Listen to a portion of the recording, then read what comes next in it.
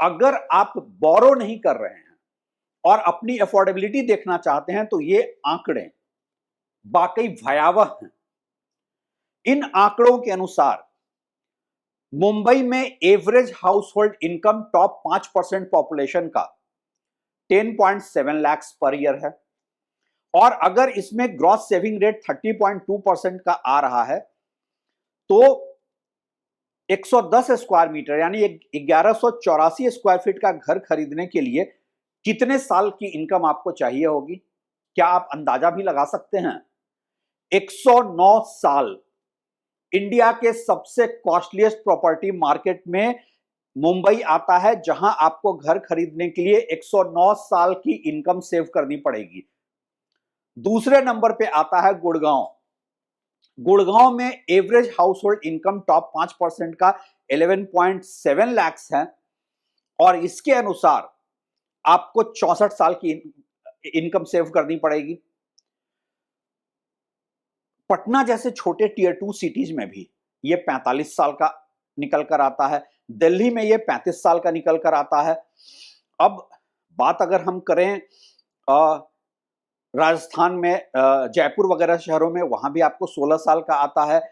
अगर आप उत्तर प्रदेश में लखनऊ को बेंचमार्क बनाकर डाटा निकाला गया है, वैसे नोएडा और लखनऊ के प्राइसेस ऑलमोस्ट बराबर हैं, तो यहां भी आपको 33 साल का इनकम सेव करना पड़ेगा।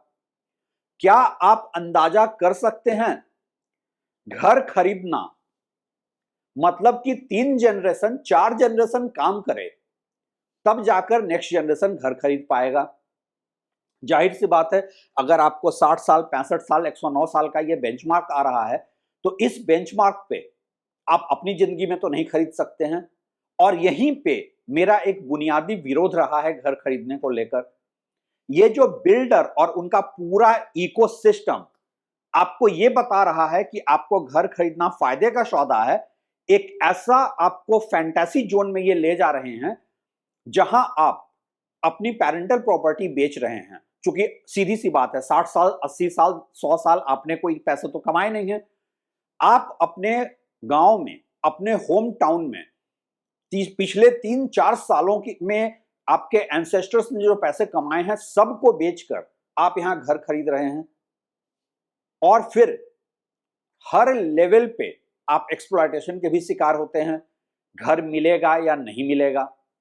मिलेगा तो जो प्रॉमिस किया गया था वो मिलेगा या नहीं मिलेगा? उसके बाद बिल्डर कितने सालों तक आपको मेंटेनेंस के नाम पर एक्सप्लॉयट करेगा? क्या ऐसे में घर खरीदना कहीं से भी कोई ल्यूक्रेटिव डील है? रेंटल हाउसिंग इंडिया में इवॉल्व नहीं कर रहा है क्योंकि उसकी वजह जितने ये बिल्डर हैं, जितना इनका लॉबी है जो सरकार पे हावी है, जितना सरकार की उदासीनता है, उससे ज्यादा इस बात पे भी है कि चूंकि आप घर खरीदते चले जाते हैं, आप सोचेंगे कि घर आपकी बुनियादी जरूरत है, शहरों में आकर नौकरी करनी है आपकी बुनियादी जरूरत है। जी नहीं, ये जरूरत बिल्डर्स की है, बैंक्स की है, सरकार की है।